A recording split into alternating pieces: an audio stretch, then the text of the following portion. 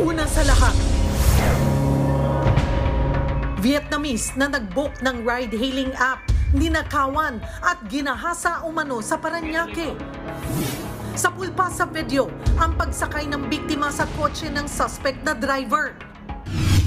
Pero imbis na dalhin sa destinasyon, ay ginawa na ng driver at isa pa niyang kasabwat ang krimen. Ang buong kwento sa krimeng yan, abangan dito sa Frontline Pilipinas. Live mula sa himpilan ng News 5. Simulan na ang balitaan dito sa Frontline Pilipinas. Magandang gabi Pilipinas, ika-10 araw ng Setyembre, taong 2024. Kasamang bumpersa ng News 5. Narito naman po ang Frontline na balita. Vice President Sara Duterte inisnab ang pagdinig ng Kamara tungkol sa hinihinging 2 bilyong pisong budget ng kanyang opisina. Talagang bratinela to the max, no? Pero naglabas ng video ang bise at isiniwalat ang pagkontrol umano ng 2 tao sa budget ng bansa. Hawak lang siya ni Congressman Zaldico at ni Congressman Martin Romualdez. Yan ang katotohanan. Pagboblur sa mugshot photo ni Pastor Apollo Kibuloy, ipinaliwanag ng PNP. Pero si DILG Secretary Benhur Abalos isinapubliko ang litrato. 748 million pesos na halaga ng shabu nasabat sa Cavite sa pinakamalaking buy-bust operation ng PNP Drug Enforcement Group ngayong taon. Ilang residente nakatira sa paligid ng nag-aalborotong Bulkang Kanlaon pinalilikas na. Low pressure area na nasa labas naman ng bansa naging bagyo na. Meron pang isang binabantayang LPA. Nasa 1,000 pamilya nasunugan sa Bacoor, Cavite. Pag-apula sa apoy, pahirapan dahil sa ilang bahay na nasa gitna ng dagat. Sa Frontline News Abroad, masdan ang truck na yan sa Vietnam, dire-diretso ito hanggang sa gumuho ang tulay at nahulog ang truck. At silipin ang wedding in the clouds ni na Frontline Pilipinas showbiz anchor Kalad Karen at Luke Wrightson.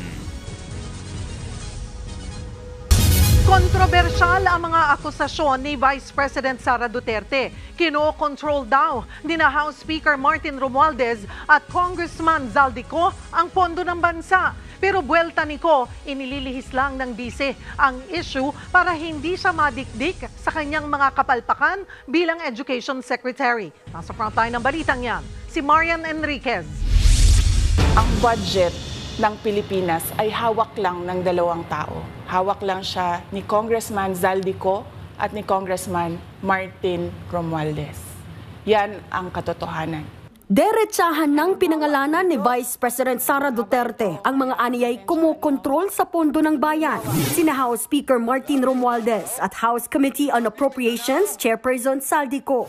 Sinabi yan ni VP Sara sa part 2 ng recorded video na inilabas ngayong araw, kasabay ng pagdinig ng Kamara para sa pondo ng Office of the Vice President sa 2025. Ayon kay VP Sara, noong 2023, nilapitan umano siya ng ilang miyembro ng Kamara at hiningan ng parte sa 5 bilyong pisong budget para sa pagpapagawa ng mga classroom. Hindi malinaw kung anong gagawin at kung para saan ang hinihinging parte ng pondo. Sinabihan ko yung isang congressman, sabihan ninyo si Martin Romualdez na hindi pwede chap-chapin ang classroom construction na 5 billion. Sa budget naman ngayong taon, inilipat daw ng Kamara ang pondo na nakalaan dapat sa classrooms. Kung hahanapin mo sa papel, kinuha nila ang 5 billion ng repairs ng classrooms at nilagay nila doon sa 19 billion para maging 24 billion siya. So ang naiwan sa repairs, sa kawawang mga classroom, ay 1 billion. Ang mga akusasyon ni VP Sara ay may patunay daw na mga dokumento. Kabilang daw yan sa mga dahilan ng bise kaya siya nagbitiw bilang Education Secretary. Kaya hindi na ako papayag na sa susunod na taon, ganyan pa rin ang gawin nila at ako yung mananagot sa ginagawa nila. Kaya yan yung sinasabi ko, bakit pa tayo mag-question and answer dito para atakihin niyo ako. Ang masusunod lang naman sa budget, 2 tao lang. Ang mga paratang ni VP Sara, tinabla ni Congressman Zaldico sa pagdinig kanina ng Kamara. Giit ni Ko, paanong mangyayari ang sinasabi ni Duterte na kontrolado nila ng House Speaker ang budget kung dumadaan naman ito sa proseso. Hindi lang naman daw sila ni Romualdez ang bumubusisi niyan, kundi maging ang mahigit 300 kongresista at 24 na senador.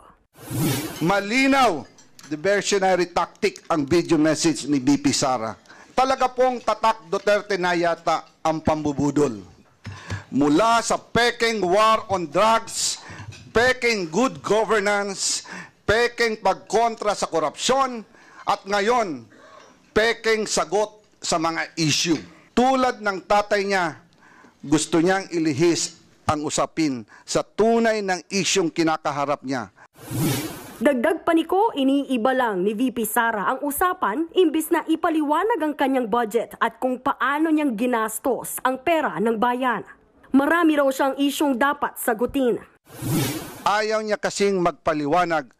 125 million confidential funds spent in 11 days at nagsabi mismo ang COA na mali ang paggastos nito. Kung bakit kulelat ang mga batang Pilipino sa math and science sa ilalim ng panunungkulan niya bilang DepEd Secretary. Kung bakit malala ang korupsyon sa DepEd at palpak ang kanyang panunungkulan dahil tamad at hindi siya pumapasok kahit minsan sa Department of Education. Sinusubukan pa namin kunin ang panig ni House Speaker Martin Romualdez kaugnay ng mga akusasyon ni VP Sara. Ayon naman sa palasyo, obvious na hindi totoong 2 tao lang ang may hawak ng pondo ng Pilipinas. Nagbabalita mula sa Frontline, Marian Enriquez, News 5. Nainsulto ang ilang kongresista sa pamboboykot ni Vice President Sara Duterte sa ikalawang pagdinig ng Kamara sa panukalang budget ng kanyang opisina para sa susunod na taon. Kaya si ACT Teachers Party List Congresswoman Franz Castro tinawag na Bratinela to the max ang Vice Presidente. Nagbabalik si Marian Enriquez.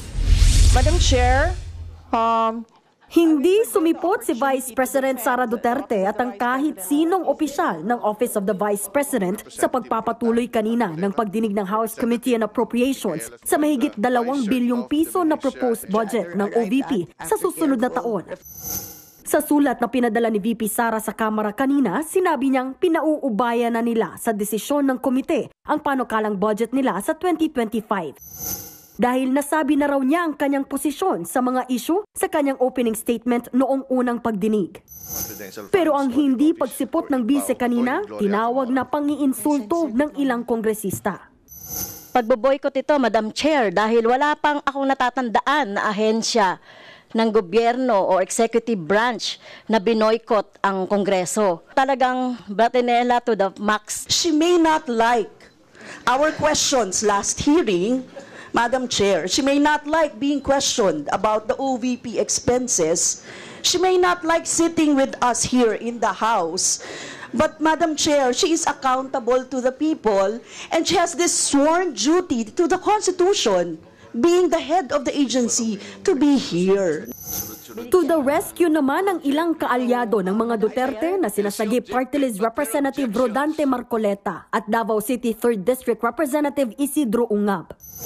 Nagmosyon silang i-terminate na ang deliberasyon para palusutin ang budget ng OVP bilang pagsunod sa tradisyon ng Kamara. Pero imbes na magbotohan, sinuspindi muna ni Appropriations Committee Senior Vice Chair Stella Kimbo ang pagdinig.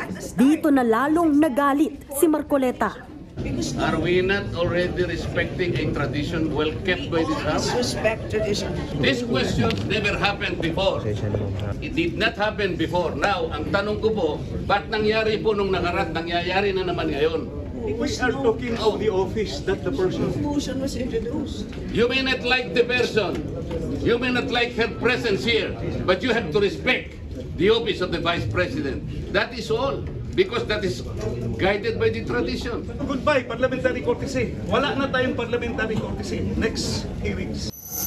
Paglilinaw naman ng liderato ng komite, nag-isa noon si VP Sara dahil walang nagmosyon na i-terminate o tapusin ang hearing. Wala raw silang intensyong bastusin ang vice-presidente. Pagbalik ng sesyon, pinagbotohan ang mosyon ni Congressman Marcoleta na tapusin o i-terminate na ang deliberasyon sa budget ng OVP. Pero natalo ito dahil tatatlo lang ang bumotong pabor habang 45 ang bumotong tutol. Dito na pinagpatuloy ang deliberasyon at ang pagtatanong sa mga opisyal ng Commission on Audit at Department of Budget and Management. Gayon din ang paglalabas ng sentimiento ng mga mambabatas sa di pagdalo ni VP Sara sa pagdinig. Kahit si House Committee on Human Rights Chairman Benny Abante, hindi nagustuhan ang inasal ng bise. And I do not care even if she is the Vice President, Madam Chair. I will not allow that Congress will be insulted by the head of any agency. Mungkahi naman ni Kabataan Party List Representative Raul Manuel, bakit hindi na lang ilipat sa ibang proyekto ang malaking bahagi ng pondo ng OVP?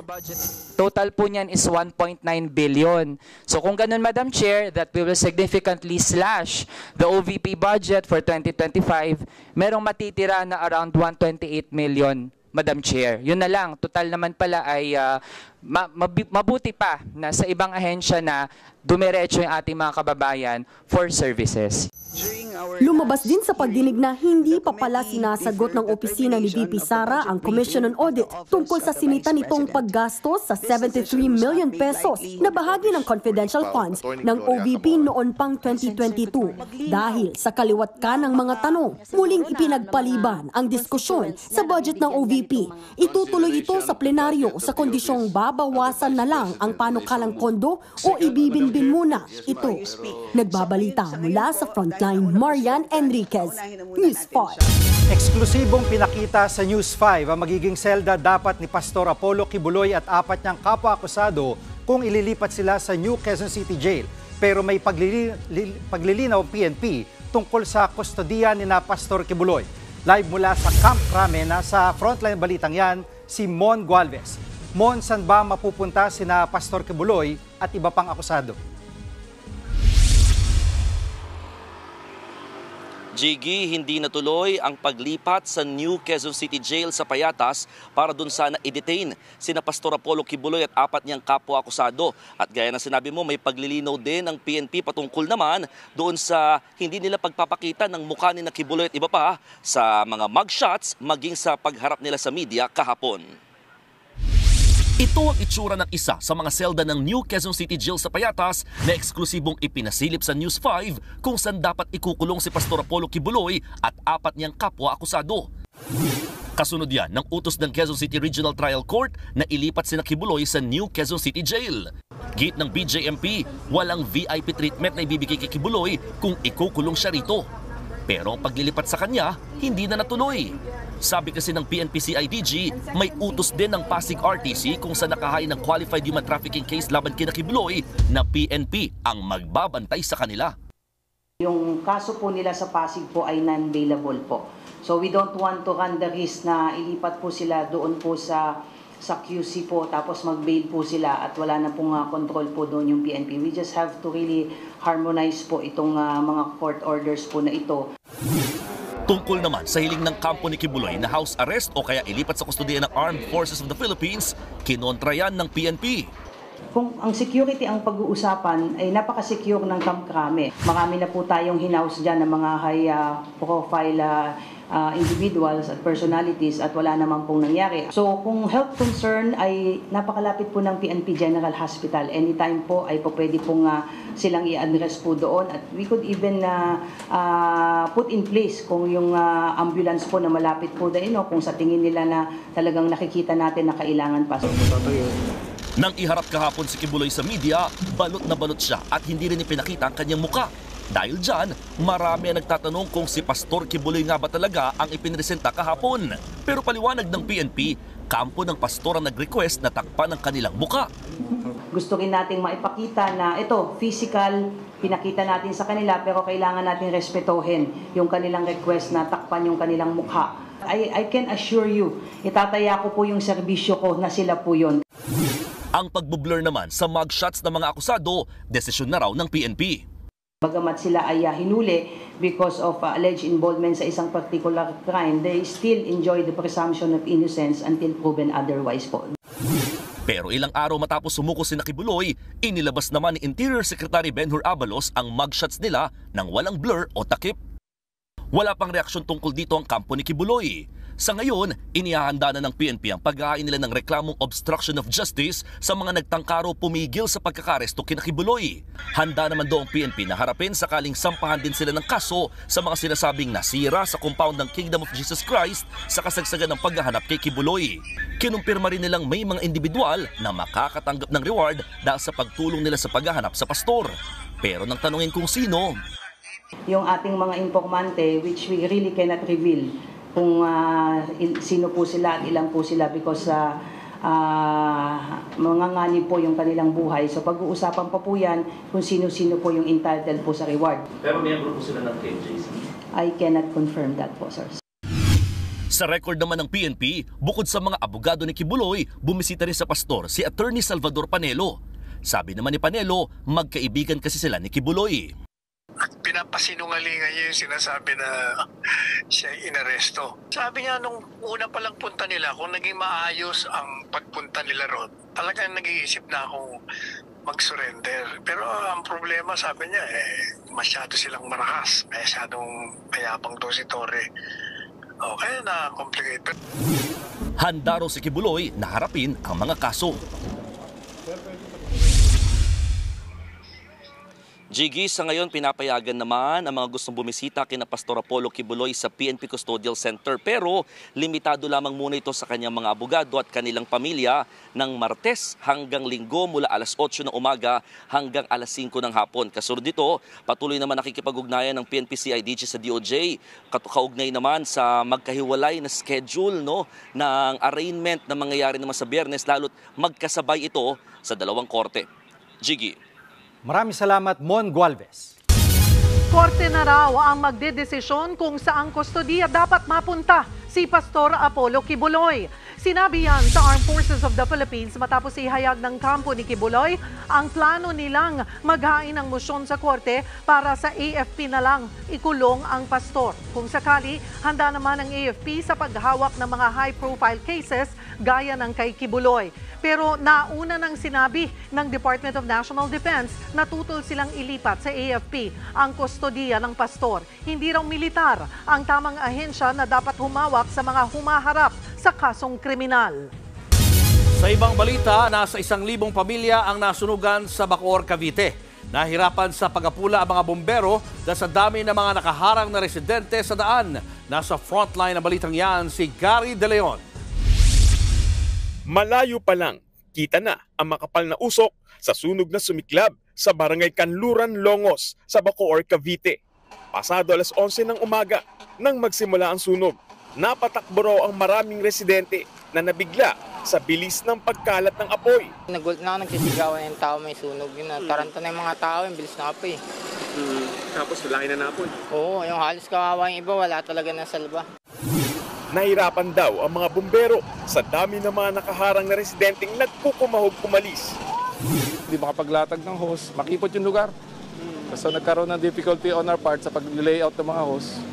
But we did our best. Dagdag pahirap din ang mabilis na pagkalat ng apoy sa mga magkakatabing bahay. May mga nakatayo rin sa ibabaw ng dagat na hindi kaagad naabot ng mga bumbero. Mga bahay dito are made of light combustible materials, kaya ang bilis kumalat. Considering yung direction ng hangin, nagkaroon difficulty rin sa mga firefighters kasi salubong kami sa hangin, kaya nahirapan din ang tropa.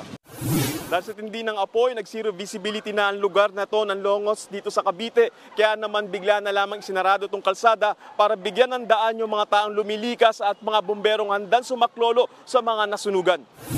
Nagdulot naman na matinding traffic sa Coastal Road ang pagsasara ng kalsada. Pasado alas 2 na ng hapon nang ideklara ang fire out. Nasa 1,000 pamilya ang tinatayang nasunugan. Wala namang napaulat na nasaktan. Iniimbestigahan pa kung ano ang pinagmulan ng apoy. Mananatili naman sa mga evacuation area sa Bacoor ang mga nasunugan. Nagbabalita mula sa frontline, Gary De Leon, News 5. Ninakawan na ginahasa pa umanong isang babaeng Vietnamese sa Parañaque. ang isa sa mga suspect driver na nabook niyang ride-hailing app. Nagbabalik si Gary De Leon. Mag-aalas 4 ng madaling araw ng Huwebes na makunan sa CCTV ang gray na sasakyang pumasok sa isang village sa Parañaque. Kotse yan ng binook sa ride-hailing app ng isang Vietnamese. Kita pang sumakay ang biktima para magpahatid sa bahay niya sa parehong lungsod, pero hindi siya idiniretso ng driver sa kanyang bahay. Hindi na nakunan ng CCTV ang sunod na nangyari, pero nagpaikot-ikot lang ang sasakyan hanggang sa isakay ang isa pang lalaki. Ginahasa umano ng sumakay na lalaki ang Vietnamese. Parang meron sila ng arrangement na pagka may nabook sila sigurong babae, is merong isang lugar kung saan niya pipick upin yung kanyang kasabwat. Ninakawan pa ng mga sospek ang babae ng cellphone at 35,000 pesos na pera bago siya pinakawalan. Agad namang nagsumbong sa mga pulis ang babaeng Vietnamese. Sa follow-up operation, natunton at inaresto ang driver sa Cabuyao, Laguna. Natukoy siya sa pamamagitan ng ID na ipinakita niya nang pumasok sa village. Positibo rin siyang kinilala ng biktima. Hindi na nagpaundak ng panayam ang suspect pero umamin daw siya sa mga pulis sa ginawang pagnanakaw.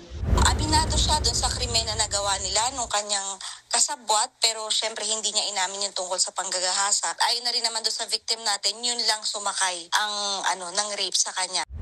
Nakuha mula sa lalaking isang baril, mga bala, 2 cellphone, patalim at iba pang mga gamit. Kinumpis ka rin pati ang kotseng ginamit sa krimen. Na-inquest na ang driver na nahaharap sa reklamong robbery with rape at paglabag sa Comprehensive Firearms and Ammunition Regulation Act at illegal possession of deadly weapon. Patuloy pang pinaghahanap ang kasabwat niya. Makikipag-usap din ang pulis sa ride-hailing app para alamin kung may iba pang customer na nagsumbong sa driver na suspect. Nagbabalita mula sa Frontline, Gary De Leon, News 5. Sa Imus, Cavite, mahigit 700 milyong pisong halaga ng shabu ang nasabat sa magkahiwalay na buy-bust operations. Nasa frontline ng balitang yan, si Brian Basa. Sa bahay na ito sa isang subdivision sa Barangay Pasong Buaya 2, Imus City, Cavite, nahuli ang 2 lalaki sa buy-bust ng PNP Drug Enforcement Group kagabi. Sako-sakong shabu ang nasabat ng mga pulis. Nakasilid ang mga droga sa mga pakete ng pagkain ng isda. Sa kabuuan, 110 kilos ng shabung nagkakahalagang 748 million pesos ang nakuha sa operasyon. Nang tanungin ang mga sospek, hindi raw nila alam kung saan nanggagaling ang mga shabu. Di po kayo nagbebenta, taga-tago lang po kami. Ayon sa PNP Drug Enforcement Group, bagong upa lang daw sa bahay ang 2 suspect. And they're operating dito sa southern part of Philippines, southern Tagalog area, and sa adjacent city ng Imus City, yung mga area of distribution nila. Namumukaan daw ng mga pulis ang itsura ng packaging. Katulad daw ito ng nasabat nilang shabu sa Maynila noong nakaraang linggo. Ito na raw ang pinakamalaking operasyon ng PNP Drug Enforcement Group ngayong taon. Kagabi rin, nahuli ang isang lalaki sa isa pang buy-bust sa katabing barangay na Buhay na Tubig sa Imus. 4 kilo naman ang shabung nagkakahalagang 27 million pesos ang nasabat sa suspect. Mahaharap ang lahat ng inaresto sa reklamong paglabag sa Comprehensive Dangerous Drugs Act. Mula sa Imus City, Cavite, nagbabalita mula sa Frontline, Brian Basa, News 5. Susunod, viral video ng pagde-date sa loob ng tren, binatikos kaysa kinakiligan. Bilyong-bilyong pisong laman ng bank account ni dating Mayor Alice Go, hinimay ng mga senador. At ilang happy snaps ng kanyang wedding in the clouds, ibinahagi ni Kay Alaman Queen, Kalad Karen. Abangan na ang lahat ng yan sa pagbabalik ng Frontline Pilipinas.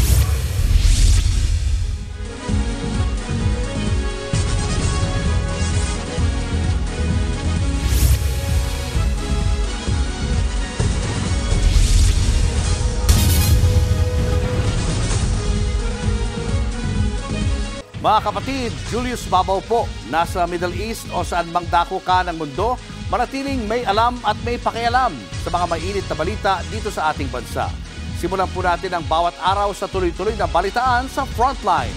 Mag-follow at mag-subscribe sa social media pages ng News 5.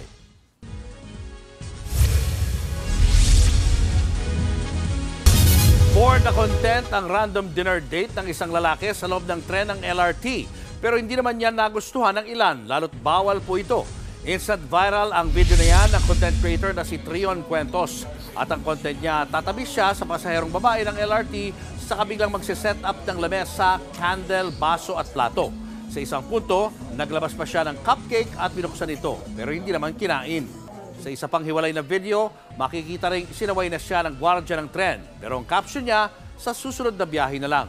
Marami tuloy netizen ang tumaas ang kilay sa content na ito. Pero sabi ni Trion Cuentos, akala raw niya pwedeng gawin dito ang mga ginagawa sa ibang bansa. Gusto lang daw niyang ipakita sa mundo na maganda ang ating public transportation. Dagdag pa niya, nakalulungkot daw na mga kapwa Pilipino pa niya ang hihila sa kanya pababa. Paglilinaw naman ng pamunuan ng Light Rail Transit Authority o LRTA, bawal talaga ang ginawa ng creator. Wala rin daw itong clearance. Panawagan pa ng LRTA, maging responsable sana ang mga content creator sa pagsunod sa mga patakaran. Kinwestiyon si dating Bamban Tarlac Mayor Alice Go dahil sa bilyong-bilyong pisong perang pumasok sa bank account niya at sa kanyang mga negosyo. Tiyempo raw kasi ang pagpasok ng pera sa pagpapatayo sa illegal na Pogo Hub sa Bamban Tarlac. Nasa frontline balitang yan si Ria Fernandez. Sa pagsisiyasat ng opisina ni Senator Win Gatchalian, nadiskubre nila ang bilyong-bilyong pisong halaga ng perang pumasok sa bank accounts ni dating Bamban Tarlac Mayor Alice Go at sa kanyang mga negosyo. Nang makaharap sa pagdinig ng Senado kahapon si Go, diretsahan na siyang tinanong ni Gatchalian, saan nanggaling ang halos 2 bilyong pisong pera na pumasok sa kanyang account kung saan 1.2 billion pesos ay tseke habang 600 million pesos ay cash. Na-question din ang 3 bilyong pisong pumasok sa QJJ Farms, ang babuyan ni Go na pinagkukunan daw niya ng gastusin noong hindi pa siya alkalde. Nagbayad ka lang sa gobyerno ng 14,000 in 2011, in 2016, 24,000. And yet, yung net worth mo is 177 million. So, saan ba nanggagaling yung iyong income stream? Diba? Kahit na sinabi mong kumukuha ka sa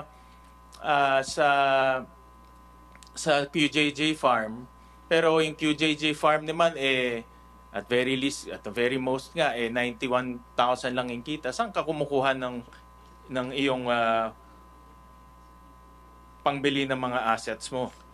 Senwin, in due respect po, I think I have pending case po sa BIR. I invoke my right against self-incrimination. Yung pending case mo is because of that transfer.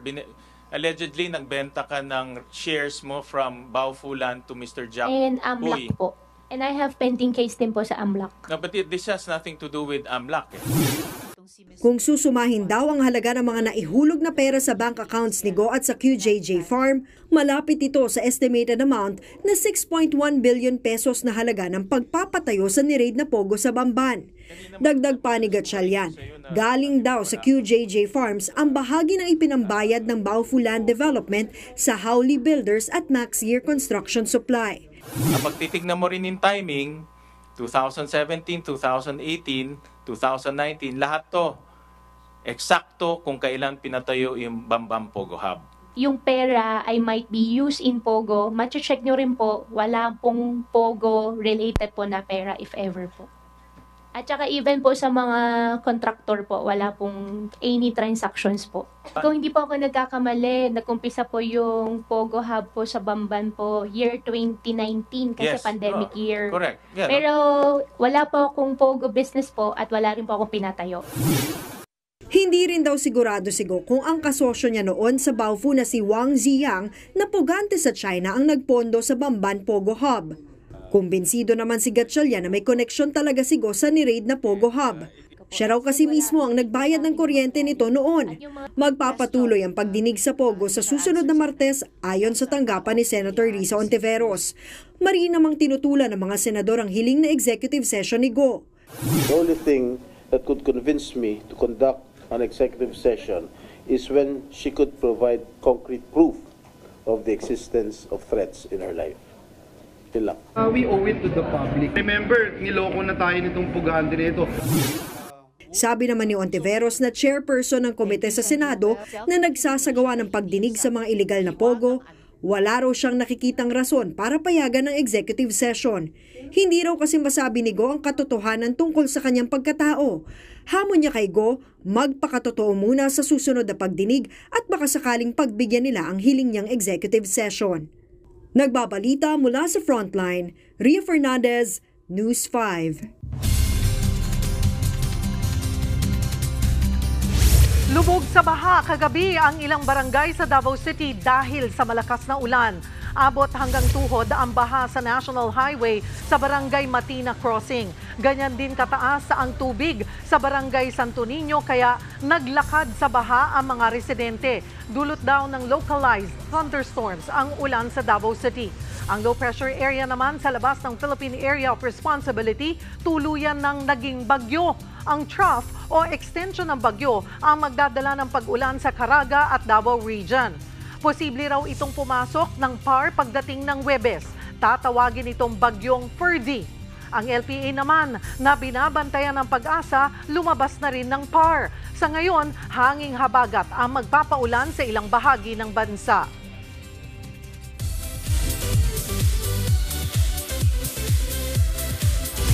Pasadahan na natin ang mga showbiz balita ngayong Martes. Ikinasal na ang ating frontline Filipino showbiz anchor na si Calad Karen. Sa ilang inilabas niyang official photos ng kanilang kasal ni Luke Wrightson, looking very happy and gorgeous bride ang ating Kay Alaman Queen. Wedding in the clouds ang naging peg ng kasal. Ang kanila kasing venue sa North Yorkshire sa London nabalot ng makapal na fog. Pero syempre, ano ba namang binatbat ng fog sa fog iibigan ni na Mr. and Mrs. Wrightson? Congratulations sa inyo! Nakabonding naman ng ilang Pinoy celebrities at media ang mga bida ng hit Netflix series na Emily in Paris. Nasa frontline ng balitang yan si MJ Marfori. OMG! Sinurpresa tayo ni Emily in Paris star Lily Collins. Kasama ang BFF niya sa show and in real life na si Ashley Park. Present sila sa welcome party in true Emily fashion sa drop-dead gorgeous rooftop na ito overlooking Rome. Sama-sama rito ang iba't ibang stars, content creators at models from across the globe. Eto na nga guys, talagang grabe. Sobrang ganda ng backdrop for Emily in Paris in Rome! Season 4, Part 2 at syempre all roads lead to Rome dahil makikita natin yung mga adventures ni Emily dito mismo at may experience nga natin. So beautiful! Raise your hand if you're jet lagged. Ang Team Philippines, kasama ni na Mimi Ya, supermodel L.A. Aguinaldo at ang aktres na si Sofia Pablo na starstruck sa sorpresa ng Netflix. Grabe! Nalikod lang ako biglang. Nandiyan na siya! Ang ganda! Goosebumps ako, sobrang wow, unreal. There's more. Pumasok lang naman sina Lucas Bravo, aka ang super heartthrob na si Chef Gabriel ng show, kasama si Camille Razat at ang power boss ni Emily na si Sylvie, played by Philippine Leroux Beaulieu. Italiano Leroux. Bravo! Si Mimi Ya, di na kinaya ang kilig. Pili ko siya na surprise sa akin. Hindi, sobrang gwapo sa personal. Kasi siya talaga ang bias ko. Gabriel, more than Alfie. Yeah. Complete attendance din sina William Abadi, Samuel Arnold at Bruno Gowry na mga katrabaho ni Emily sa kanyang PR agency sa show. Kabog! Sa Season 4 Part 2, dadalhin ni Emily ang adventures niya sa Roma at may plot twist na pasabog siya. Mapapanood na ito sa September 12 sa Netflix. We're so excited for you to fall in love with the city if you haven't been just like we did. From Paris to Italy, nagbabalita mula sa Frontline. MJ Marfori, News 5. Susunod, truck nahulog sa gumong tulay sa Vietnam sa kasagsagan ng bagyo. At habal-habal driver sa Isabel Leyte, patay sa pamamaril. Crime of passion, tinitignang motibo. Yan at iba pa sa pagbabalik ng Frontline Pilipinas.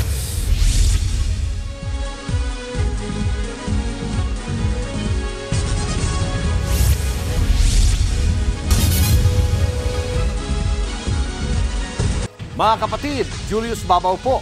Nasa Middle East o sa amang dako ka ng mundo, manatiling may alam at may pakialam sa mga may init na balita dito sa ating bansa. Simulan po natin ang bawat araw sa tuloy-tuloy na balitaan sa Frontline.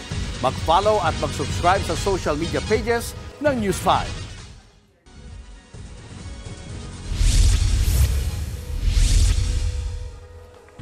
Patay ang isang habal-habal driver matapos pagbabarilin sa Isabel Leyte nung linggo. Nagpapahinga lang daw ang biktima sa kanyang motor nang biglang paulanan ng bala ng sospek.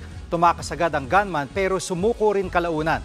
Nakakulong na siya ngayon. Nakuha rin sa kanyang ginamit na baril at sasakyang ginamit sa pagtakas. Naharap ang sospek sa kasong murder. Hindi na dinetali ng pulisya ang nangyari pero crime of passion ang tinitingnan nilang motibo.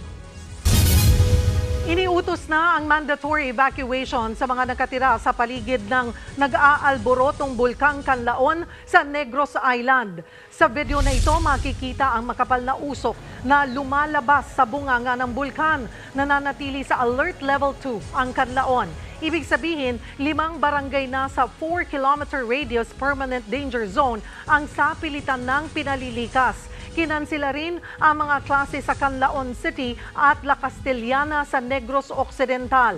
Sa huling datos ng PHIVOLCS, umakyat na sa halos 300 ang volcano tectonic earthquakes sa Bulkang Canlaon simula kaninang alas 12 ng hating gabi.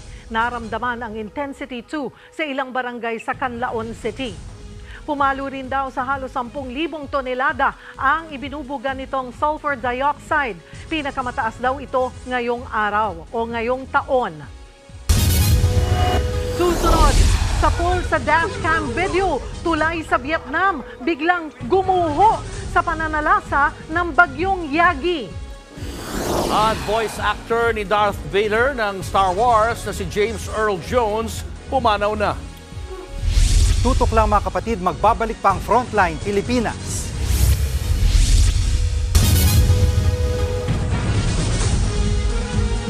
Mga kapatid, Jiggy Manikad po, nasa Middle East o saan mang dako ka ng mundo, manatiling may alam at may pakialam sa mga mainit na balita dito sa ating bansa. Simulan natin ang bawat araw sa tuloy-tuloy na balitaan sa Frontline. Mag-follow at mag-subscribe sa social media pages ng News 5.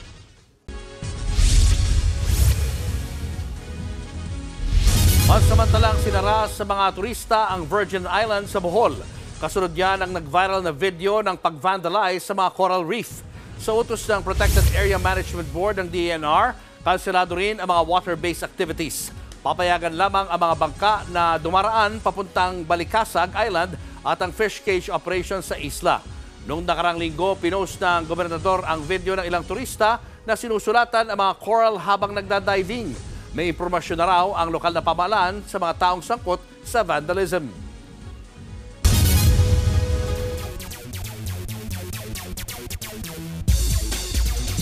What's up mga kapatid? 5 araw pa lang ang nakakalipas nung sinungkit ng Creamline Cool Smashers ang Reinforced Conference Championship.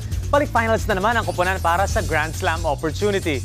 Nakuha nila ang panalo kontra Signal HD Spikers in 4 sets para makag-advance. Walang talo in 3 games ang Cool Smashers at pinangunahan na naman sila ni Erica Stonto na nagpakawala ng 17 points. Tuloy din ang consistent play ni Michelle Gumabaw na nagtala ng 19 points. Isang panalo na lang at magiging unang franchise sa kasaysayan ng PVL ang Creamline na makakumpleto ng Grand Slam. Sa kabilang laro, panalo ang Estcola squad ng Thailand kalaban ng Farm Fresh Foxies, dikdikan ng laban hanggang dulo. Pero nakahanap ang Estcola pumuntos ng 2 sunod para makasecure ang panalo. Ito ang unang panalo ng visiting squad sa torneo na 4 na laro habang hindi pa din nakakasungkit ang panalo ang Foxies sa 3 laro.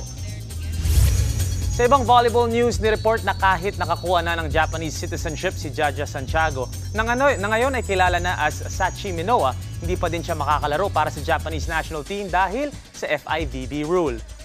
Ayon kay Asian Volleyball Confederation President Tatsu Suzara, hindi pwede lumipat ng federation ang player na naglaro na para sa national team ng ibang bansa. At dahil naglaro na si Jaja para sa Pilipinas, ayon sa bagong rule, hindi na siya pwede maglaro para sa Japan. Binanggit din ni Suzara ay pwede pa din maglaro si Santiago para sa Pilipinas kung gugustuhin niya. Wala pang comment galing sa Pinay volleyball superstar pero last month lang ay pinagmamalaki niya ang pagkuha ng Japanese citizenship at palapit na siya ng palapit sa kanyang Olympic dream.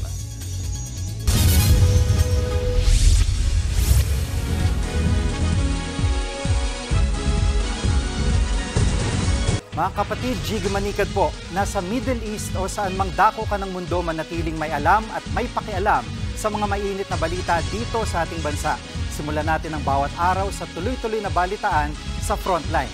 Mag-follow at mag-subscribe sa social media pages ng News 5.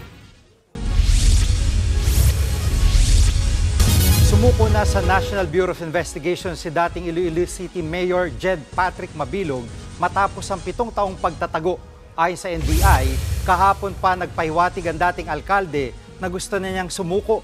Kaya kanina agad sinilbi ng NBI-NCR ang warrant of arrest sa dating alkalde paglapag niya sa NAIA Terminal 3 sa Pasay.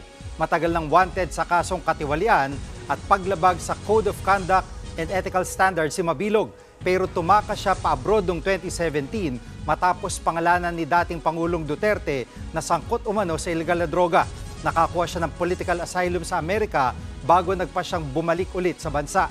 Sa ngayon, nasa kustodiya pa ng NBI sa Maynila si Mabilog at nakatakdang dalhin sa Sandigan Bayan.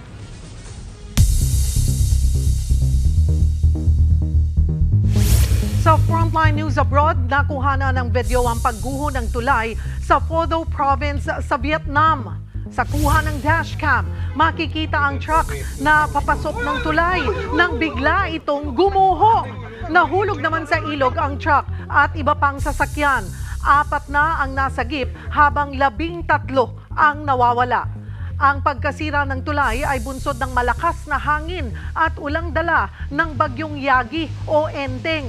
Ayon sa gobyerno ng Vietnam, 49 ang kabuang bilang ng mga namatay dahil sa bagyo. 22 naman ang nawawala. Dahil yan sa patuloy na baha at landslide, itinuturing ang Typhoon Yagi bilang pinakamalakas na bagyo sa Asia ngayong taon.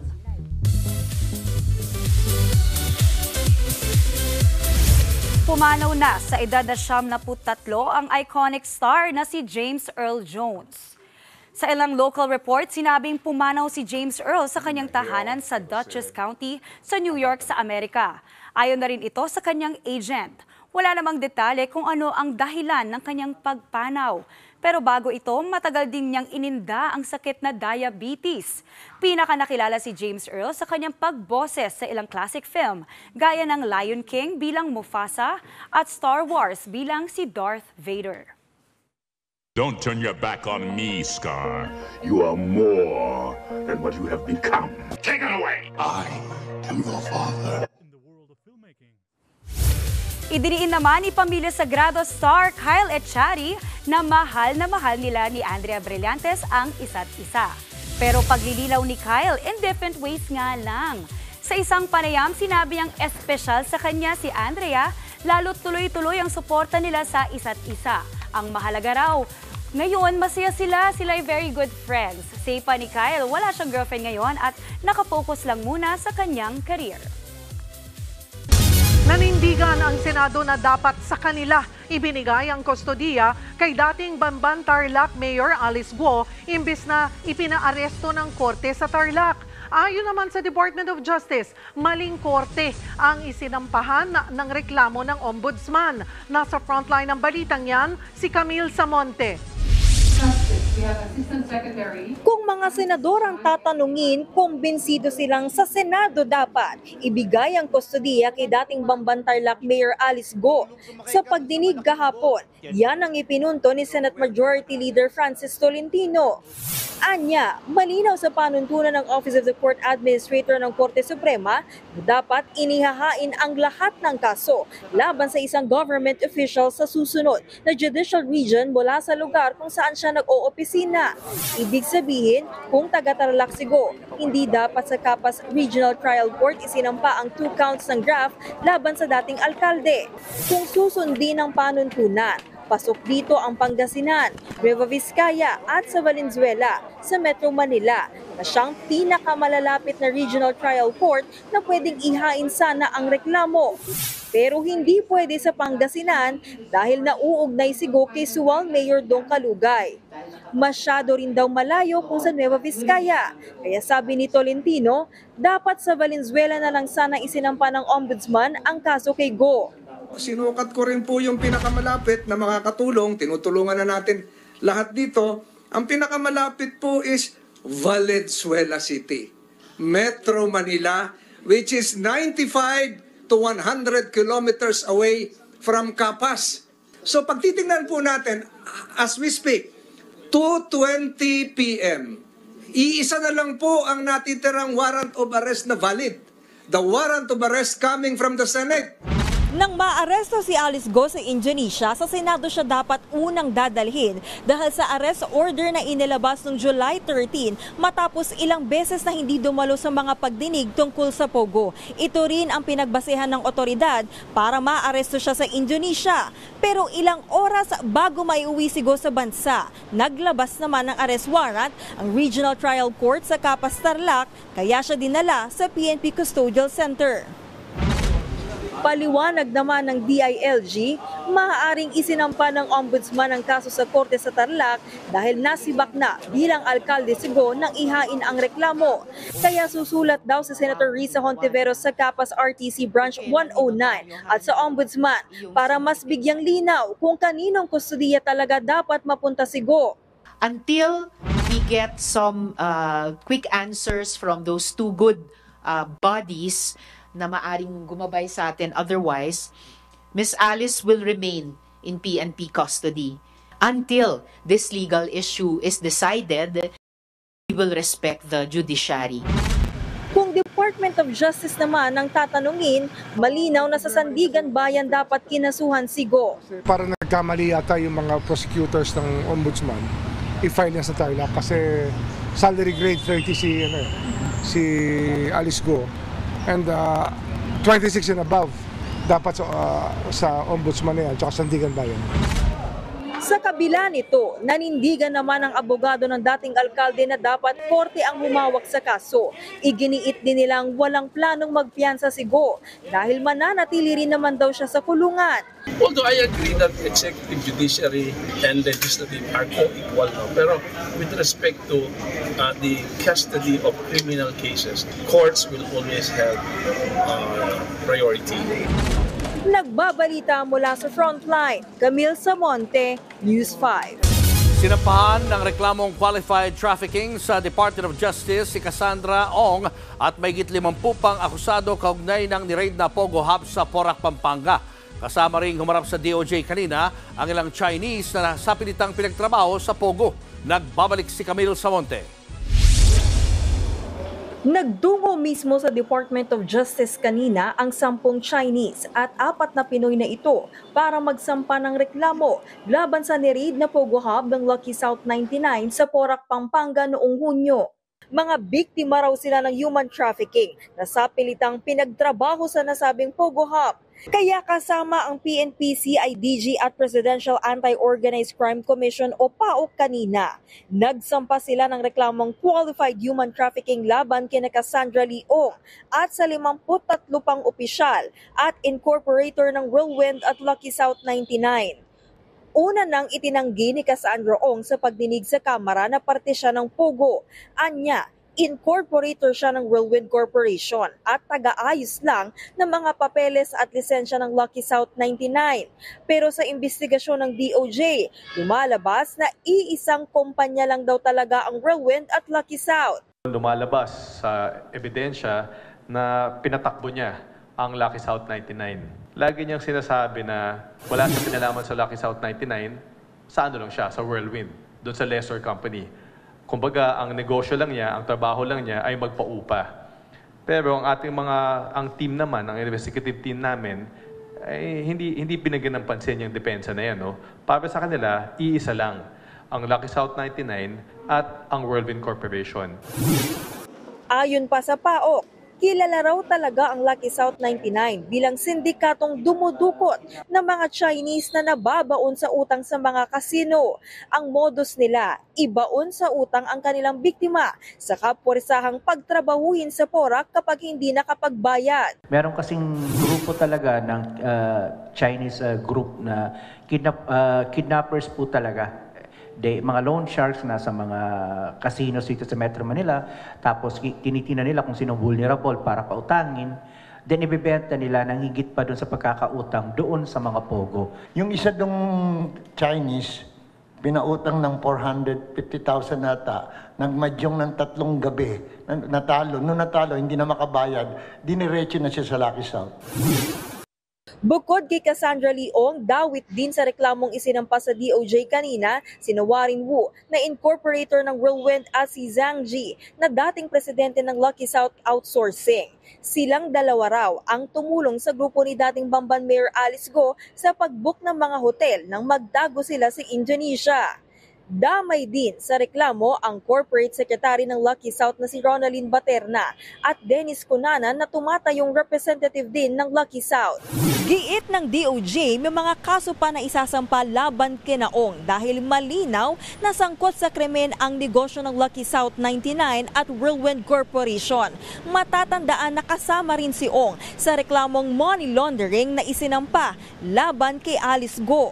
Itong union ng Lucky South 99 at ng Whirlwind Corporation, hindi ito pangkaraniwang negosyo. Itong negosyo na to, criminal enterprise to. Nagbabalita mula sa Frontline, Camille Samonte, News 5. Tatanggalin na raw ng PhilHealth ang single period of confinement policy bago matapos ang buwan.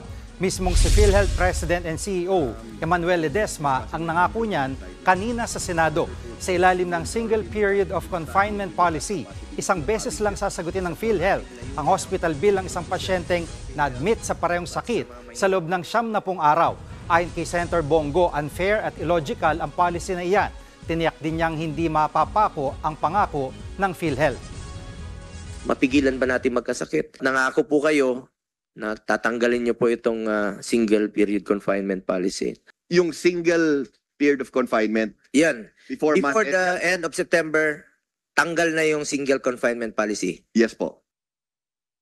Magkakaroon ng pagpupulong ang PhilHealth Board at hinihintay na lang nila ang proposal sa pagbabago ng naturang polisiya. Kinumpirma ng Philippine Navy na isang Navy Intelligence Officer ang natagpo ang patay sa loob ng inabandonang sasakyan sa Batangas noong Sabado. Napatay raw ang biktima sa gitna ng duty. Nasa frontline ng balitang yan, si Carrie Cator. Matatanaw sa CCTV footage ang paghinto ng isang sasakyan sa National Highway sa Santo Tomas, Batangas noong Huwebes. Ilang saglit pa, isang lalaki ang bumaba mula sa sasakyan. Tumawid siya ng kalsada at iniwan ang sasakyan. Nahagip din ang lalaki ng mas malapitan sa kamera.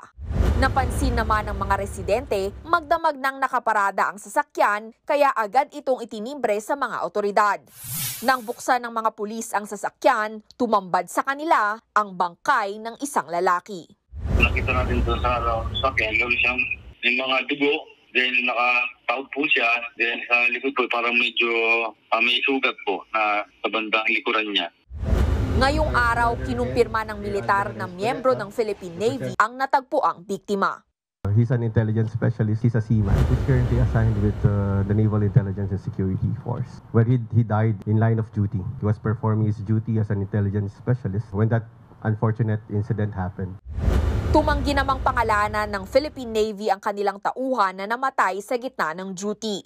Agad na aresto ang lalaking nag-abandona sa sasakyan. Natunton ang suspect na si alias Carlo sa kuha ng CCTV.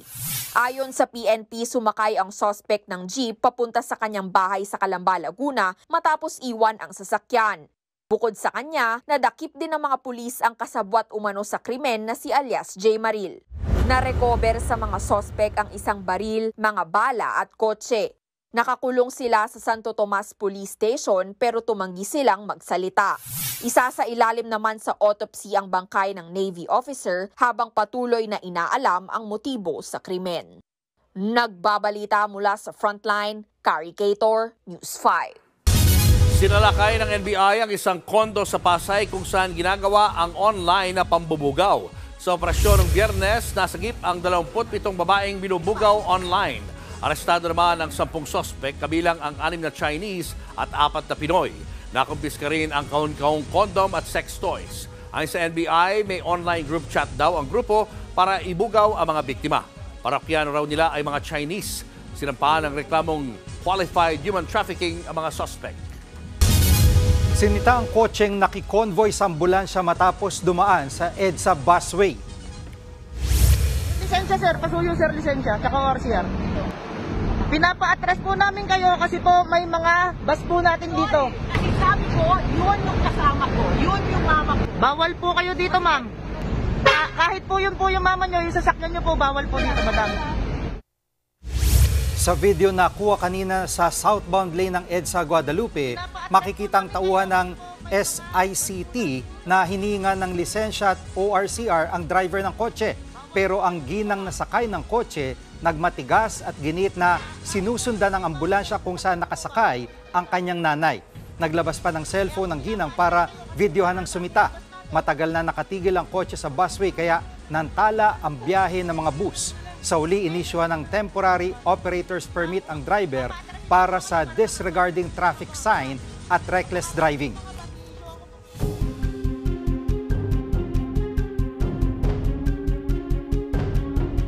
Bago pa man siya sumuko, paulit-ulit na ginigit ni Pastor Apollo Kibuloy na ayaw niyang mapasakamay ng Amerika. Katunayan, dati nilang hinihingi mula sa Malacanang ang isang garansya na hindi siya maging subject to extraordinary rendition. Sa diksyonaryo, ang extraordinary rendition ay ang pagdampot o pagkuha ng isang bansa sa isang tao sa labas ng prosesong legal. Sa madaling salta, para po itong kidnapping ng isang bansa, parang isang suspect ay malitis at makulong sa kanilang jurisdiksyon. Ito raw ang kinakatakot ni Kibuloy na baka siya damputin ng Amerika at ilipad sa US bilang bahagi ng isang conspiracy para siya ay ligpitin. Hindi lang malinaw kung bakit sa tingin ni Kibuloy ay labis-labis ang interes sa kanya ng Amerika. Sa ating mga batas, nababanggit din niyang extraordinary rendition. Katunayan, hindi na nga kailangan ng garansyang hinihingi ni Kibuloy sa Malacanang. Dahil sa Anti-Terror Act of 2020, yan nga ay mahigpit na pinagbabawal. Ayon sa Section 48, no person suspected or convicted of any of the crimes sa anti-terror law ay maaaring maging subject ng extraordinary rendition. Kung sakali, ang sunod na magiging problema ni Kibuloy sa US ay ang posibilidad ng extradition. Nobyembre 1994 nang pirmahan ng Amerika at Pilipinas ang kanilang extradition treaty. Ayon sa kasunduang ito, maaaring hilingin ng alinman sa dalawang bansa ang pagsuko sa kanila ng isang tao na nakasuhan o nasentensya ng kabilang bansa. Ano ang mga paglabag na maituturing na extraditable? Yan po ang mga krimen na may kasamang parusa na hindi bababa sa 1 taong pagkakakulong. Pero hindi kasama riyan ang mga tinatawag na political offenses. Halimbawa, hindi maaaring ipa-extradite ng Pilipinas mula sa Amerika ang isang Pinoy na inaakusahan ng krimeng politikal. Hindi rin kasama sa extradition ang mga taong nakatulan na o na-acquit sa parehong krimen kung saan siya naroroon. Ito ay para iwasan na magkadoble-doble ang bista at ang sentensya. Pero paano si Kibuloy na may kaso sa Pilipinas at may kaso rin sa Amerika? Sinong mauna? Ayon sa ating kasunduan, tayo ang may alam. Maaari nating isurrender si Kibuloy sa US kung gugustuhin ng gobyerno at kung aprobahan ng korte ang extradition petition. Sa kabilang dako, maaari nating pag-intayin ng Amerika hanggat hindi natatapos ang lahat ng bista ni Kibuloy sa Pilipinas. Katunayan, kung makonvict at masentensyahan man si Kibuloy, pwedeng ipatapos muna ng Pilipinas ang buong sentensya bago siya ipa-extradite sa US. Yun lang, dito sa Pilipinas, umabot ng ilang taon, minsan ilang dekada, ang isang kasong kriminal. Ang tanong ngayon, sino ang mas makakapag-intay? Si Kibuloy ba o ang Estados Unidos?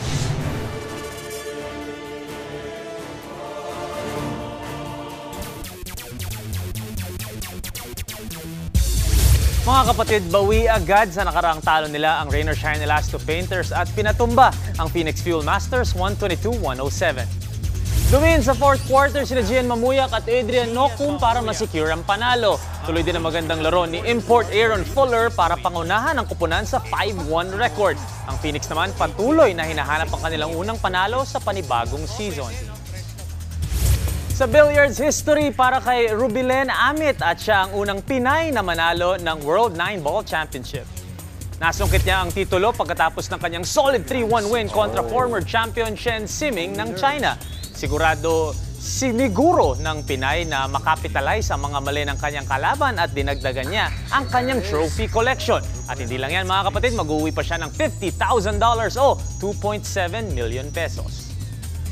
At yan ang mga pandiin ng Sports News Today. It's your Sports Tito Mikey Reyes. Peace and love.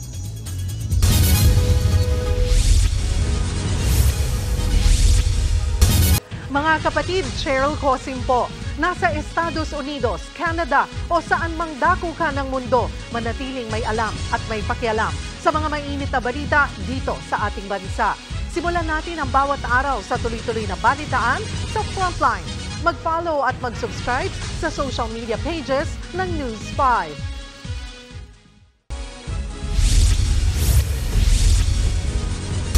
Pinagbawalang pumasok sa isang kainan sa Tagaytay City ang kasamang aso ng isang customer dahil ito ay aspin o asong Pinoy. Bumalag naman dyan ang Philippine Animal Welfare Society o PAWS, lalo't walang masama sa mga aspin. Nasa frontline ng balitang yan si Kari Kaitor. Binabatikos ngayon ang isang sikat na kainan sa Tagaytay dahil sa umano'y diskriminasyon sa aspin o asong Pinoy ng isang customer. Kwento ng uploader na si Lara Antonio, pumunta sila ng Tagaytay para kumain sa Balay Dako kasama ang kanyang dalawang fur baby. Kabilang dyan ang aspin na si Yoda na dati na raw niyang dinala sa naturang kainan. Pagdating daw nila sa Balay Dako, pinayagan silang mag-dine-in. Pero nang makita ng staff si Yoda, sinabihan daw silang bawal ito. Tinanong daw si Lara kung anong breed ng kanyang aso. Dito na siya kinutuban, kaya mixed breed ang sinabi niya. Sagot naman ng staff, small at medium-sized dogs lang ang pwede sa Balay Dako. Lalo lang daw sumama ang loob ni Lara nang ipakita ng manager ang mga asong pinapayagan sa establishmento. Mayroon daw kasing golden retriever na di hamak na mas malaki sa kanyang fur baby. Sinabi rin daw ng manager na ang mga pinapayagang aso ay ang mga kagaya lang ng Shih Tzu at Labrador. Ang mga Labrador ay isang malaking breed ng aso. Dito na napagtanto ni Lara na hindi pet-friendly ang Balay Dako sa malalaking aso at aspin. Nadismaya sa insidente ang libo-libong netizens at maging ang Philippine Animal Welfare Society o PAWS. Anila, wala namang masama sa mga aspin. Based from our experience, 90% of the shelter animals are aspins. They're all lovable. Discriminations against aspins, it usually stems from misconception about yung temperament and characteristics nila. Dapat din daw linawin ng mga establishmento ang kanilang mga patakaran sa mga hayop para iwas diskriminasyon sa mga aspin. Humingi naman ng paumanhin ang Balay Dako sa anilay misunderstanding sa kanilang pet policy. Naiintindihan naman daw nila ang kahalagahan ng pagtanggap ng mga fur baby dahil may pagmamahal daw ang kumpanya sa mga hayop. Yun nga lang, kailangan din daw isaalang-alang ang iba pang mga bagay gaya ng espasyo at kaligtasan ng lahat ng guest. Sa ngayon, nire-review na raw ang kanilang patakaran para matiyak na malinaw at balanse ito para sa may mga alagang fur baby at wala. Pero ang ilang netizens na dismaya sa paraan ng pagsusori ng Balay Dako. Magandang halimbawa raw ito ng isang non-apology. Hindi nga raw nila ramdam ang sinseridad. May isa pang netizen na nag-call out sa Balay Dako dahil daw 100% AI generated o gawa lang ng artificial intelligence ang apology letter. Wala pang tugon ang Balay Dako tungkol dito. Nagbabalita mula sa Frontline, Kari Kaitor, News 5. Lusot na sa komite ng Senado ang halos 800 billion pesos na panukalang budget ng Department of Education para sa susunod na taon. Pero bago pumasa, naungkat muna ang issue sa mga natenggang laptop sa mga bodega ng DepEd at ang posibilidad ng aumento sa sahod ng mga guro. Nasa frontline ng balitang yan si Ria Fernandez. Unti-unti na raw nababawasan ang 1.5 milyon na mga laptop at iba pang supplies na natenga sa mga warehouse ng DepEd mula noong taong 2020. Sa pagharap ni Education Secretary Sani Angara sa Senado para sa panukalan nilang budget sa 2025, ibinalita niyang higit kalahati na ng mga laptop at nasa 10% ng mga nakaimbak na furniture ang naalis na. What we've done is we've talked to the Air Force and to other government agencies as well as private individuals to help get these items out. Paliwanag ni Angara, ilang taong natenga ang mga gamit dahil nagkaproblema sa kontrata ang DepEd at ang logistics company na kinuha ng ahensya noon pang panahon ni dating DepEd Secretary Leonor Briones. We call it the Transpac deal because that's the name of the corporation or the logistics provider. At dahil hindi na natuloy yung mga ibang kontrata, hindi na deliver nung Transpac. Aminado naman si Angara na medyo naluma na tuloy ang ilang laptop na natenga ng matagal sa mga warehouse. Pero pwede pa rin naman daw itong magamit. Sa susunod na taon naman, may panibagong 12.36 billion pesos na nilaan ng DepEd para sa tuloy-tuloy na computerization program o pagbili ng mga laptop. Handa naman daw itong suportahan ng Senado, pero gusto nilang matiyak na hindi na mauulit ang naturang problema. First of all, as a major policy, we're no longer adopting that innovation of having a separate logistics provider. I think it's much simpler to revert to the old system where the winning bidder or supplier is the one who has to provide the delivery, Your Honor. Naungkat din sa pagdinig ang usapin ng aumento sa sahod ng mga guro. Mungkahi kasi ni Senator Risa Ontiveros, itaas sa salary grade 15 o 19 ang sahod ng mga public teacher o kaya naman ay dagdagan ng 15,000 pesos ang sahod nila across the board. Pabor naman daw dito si Angara. Yun nga lang, baka abutin daw ng ₱250 trilyon ang kailangang budget para sa wage hike ng mga guro. Sa huli, lumusot din sa Senate Committee ang 793 billion pesos na proposed budget ng DepEd. Pag-aaralan din daw ng mga senador ang halos 70 billion pesos na mga program na nasa wishlist pa ng ahensya. Nagbabalita mula sa Frontline, Ria Fernandez, News 5. 8 sasakyan ang nadamay nang mawala ng control ang isang truck sa Quezon City. Habang sa Maynila, patay naman ang isang babaeng rider nang masagasaan ng truck. Nasa frontline ng balitang yan, si Dave Abuel. Mag-alas 3 ng madaling araw kanina nang mahagip ng CCTV ang motoristang ito habang binabaybay ang Quirino Avenue sa Maynila. Pagdating sa bahagi ng kalsadang may steel plate, nabangga nito ang plastic barrier. Sumemplang ang rider pakaliwa saka pumailalim sa kasabay na trailer truck. Huminto naman ang truck. Patay ang babaeng rider na kinilalang si Nixel Ruiz, 27 anyos, single parent at may naiwang 7 taong gulang na anak. So, yun nga ang inaano namin, kami mga chairman, na ayusin na yung karsada. Kasi kung titingnan nyo, sir, tingnan nyo ang daming bako-bako. Ayon sa driver ng truck, solo at dahan-dahan niyang binabagtas ang kalsada noon. Kaya nakapagtataka raw kung paanong pumailalim sa minamaneho niyang truck ang rider. Nagulat na lang ako na may pumara sa akin na sidecar driver na pumara siya na tinuro na nakasagasa daw sa likod. Kaya bumaba ako. Tinignan ko yung truck, bumaba ako, tinignan ko. Nakita ko yung doon babae na doon nga na na siya. Nagsorry ang driver sa pamilya ng biktima. Paniwala ng ina ng biktima, posibleng dala ng pagod sa trabaho, kaya nagmamadali nang makauwi ang kanyang anak. Since aksidente, walang may gusto. Kung ano yung dapat na pwedeng itulong sa anak. Wag na sa akin, sa anak na lang. Kasi kung pakukulong ko, lalaya din. Nasa kustodiya ng Manila District Traffic and Enforcement Unit ang driver ng truck habang inaayos ang areglo. Nagkayupi-yupi naman ang isang van matapos mabangga ng isang 14-wheeler sa Mindanao Avenue sa Quezon City pasado alas 8 kagabi. Bukod sa van, 7 pang sasakyan ang nadamay. 3 ang nasugatan sa insidente. Pinaghahanap ang tumakas sa driver ng truck habang iniimbestigahan ang nahuling pahinante. Nagbabalita mula sa Frontline, Dave Abuel, News 5. Namataan ang higit 200 barko ng China sa West Philippine Sea simula kagabi. Kinumpirma mismo ni Philippine Navy spokesperson for the West Philippine Sea, Commodore Roy Vincent Trinidad. Dumagsa raw ulit ang mga barko ng China matapos ang pananalasa ng bagyong Enteng sa bansa. Pero ayon kay Trinidad, hindi basihan ang bilang ng mga barko kung may kahina-hinalang aktibidad ang China sa ating teritoryo. In the first place, even only one ship, their presence is already illegal within the exclusive economic zone.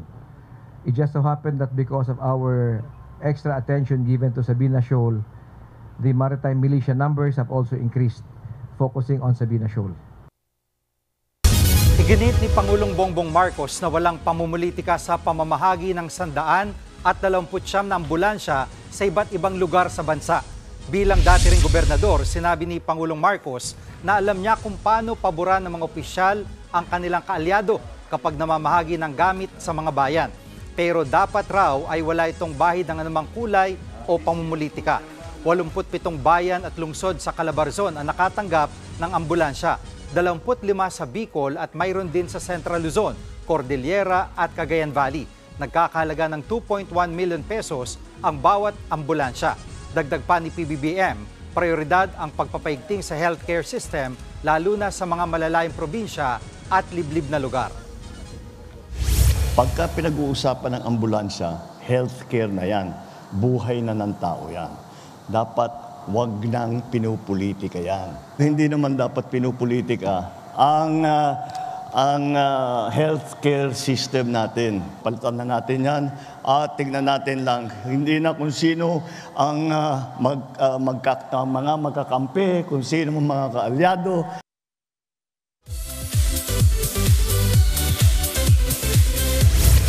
Handa nang magbahagi ng inspirasyon at pag-asa ang cute kids ng inaabangang kapatid serye na Ang Himala ni Nino. Sa ngayon, tuloy-tuloy ang taping ng mga bagong child star na sina Ryrie Sofia, Kenneth Mendoza, Achilles Ador at ang ating batang Nino na si Zion Cruz. Ang kwento ng Ang Himala ni Nino ay ang prequel sa nauna ng hit kapatid series na Niña Nino ni Maja Salvador at Noel Comia. Bukod sa young stars, dapat ding abangan sa serye sina Freddie Webb, Isabel Oli, Cedric Juan at marami pang iba. Mapapanood ang Himala ni Nino simula September 30 bago ang Eat Bulaga dito lang sa TV5. Good news sa fans ng Phil-Am Grammy Award-winning singer na si Olivia Rodrigo dahil may detalye na ng bentahan ng tickets para sa kanyang God's World Tour dito sa Pilipinas. Ang lahat ng ticket 1,500 pesos lang na sisimulang ibenta sa September 14. May maximum na hanggang 4 na ticket ang bawat bibili. Sa kada purchase, random naman ang pwestong maibibigay sa venue sa October 5 sa Philippine Arena. For a cause ang concert dahil bahagi ng kita ay mapupunta sa Olivia Rodrigo's Fund for Good Organization. Ito ang kauna-unahang beses na magpe-perform si Olivia sa bansa.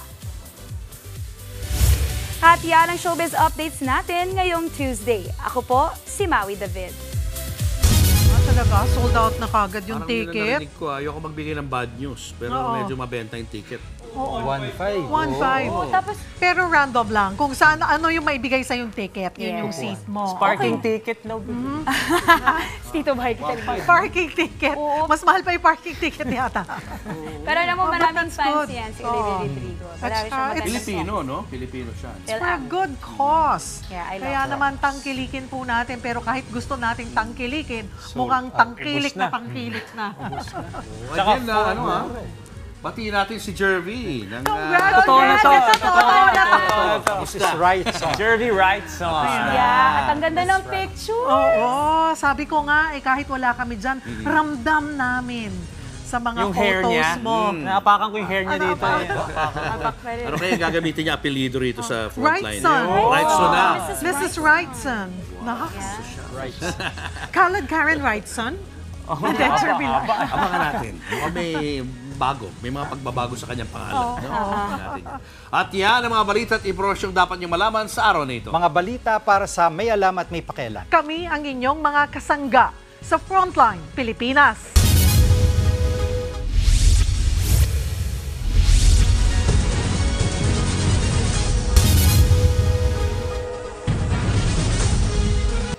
Mga kapatid, Cheryl Cosim po. Nasa Estados Unidos, Canada o saan man dako ka ng mundo, manatiling may alam at may pakialam sa mga maiinit na balita dito sa ating bansa. Simulan natin ang bawat araw sa tuloy-tuloy na balitaan sa Frontline. Mag-follow at mag-subscribe sa social media pages ng News 5.